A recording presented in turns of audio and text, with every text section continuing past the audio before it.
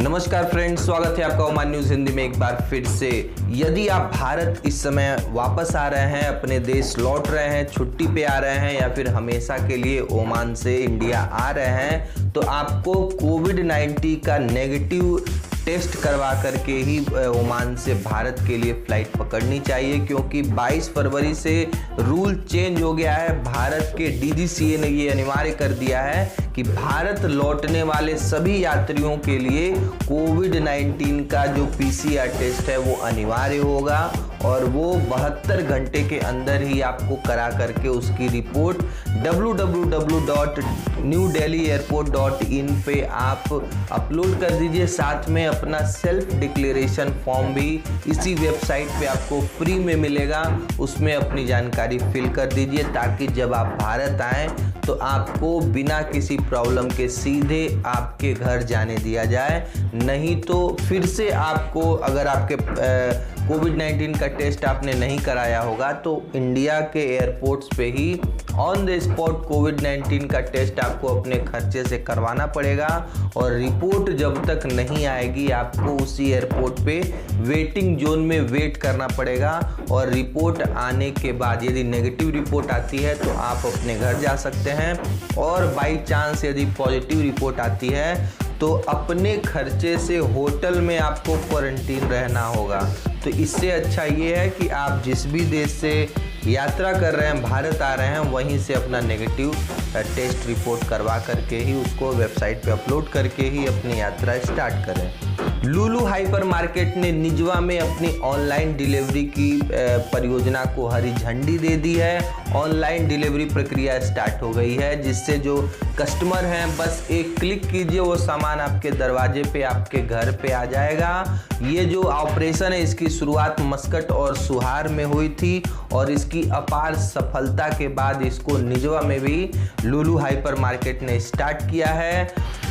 24 फरवरी को ओमान में हर साल की तरह इस साल भी टीचर्स डे मनाया जा रहा है। ओमान की जो शिक्षा मंत्री डॉक्टर मदीहा ने बताया कि ओमान के सभी शिक्षकों को हमारी तरफ से बहुत बहुत शुभकामनाएं, जिन्होंने छात्रों के भविष्य के लिए उनके अथक प्रयास और उनके समर्पण की सराहना की है कि जिस तरह लॉकडाउन में उन्होंने ऑनलाइन शिक्षा को एकाएक प्रस्तुत किया बच्चों के सामने, टीचर्स के सामने, जो कि एक बहुत बड़ी चुनौती थी, लेकिन हमारे टीचर्स ने जी जान लगा करके उस चीज़ को एक्सेप्ट किया और ऑनलाइन तरीके से पढ़ाना जारी रखा। उन्होंने अपने काम को रोका नहीं, क्योंकि कहीं ना कहीं किसी भी समाज को आगे बढ़ाने के लिए जो टीचर्स की जो भूमिका है वो बहुत बड़ी होती है, क्योंकि उन्हीं के वजह से जो हमारे बच्चे हैं उनको आने वाले कल के बारे में उनको तैयार किया जाता है, उनको अच्छी शिक्षा मुहैया करा करके। और ओमान के जो शिक्षक हैं उन्होंने हर चुनौती को स्वीकार करते हुए ओमान की शिक्षा को जारी रखने में अपना बहुत ही महत्वपूर्ण योगदान दिया है।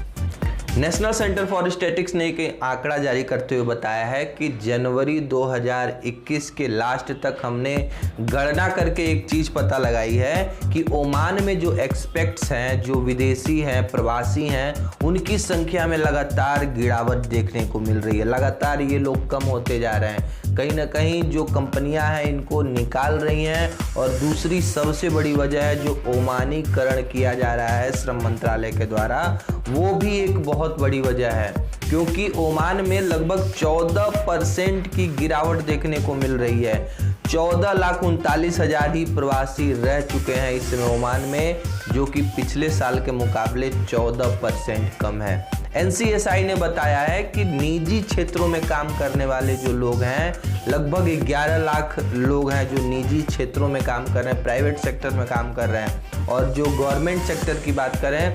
तो 41,000 लोग ही गवर्नमेंट सेक्टर में काम कर रहे हैं, और बाकी घरेलू वर्कर के तौर पे 1,39,000 ही लोग घरेलू वर्कर के रूप में काम कर रहे हैं। और जिस हिसाब से इनको श्रम मंत्रालय ने टारगेट बना दिया है कि अब हमें जो ओमानी लोगों को ज़्यादा काम पे रखना है, तो आने वाले दिनों में हो सकता है कि ये जो वर्करों की संख्या है, विदेशी प्रवासियों की संख्या है, ये और घटेगी, क्योंकि ओमान की सरकार ये चाहती है कि ज़्यादा से ज़्यादा ओमानी को जॉब दें। उपभोक्ता संरक्षण प्राधिकरण के अध्यक्ष सलीम बिन अली ने बताया कि मंगलवार को हमने मस्कट गवर्नमेंट में जो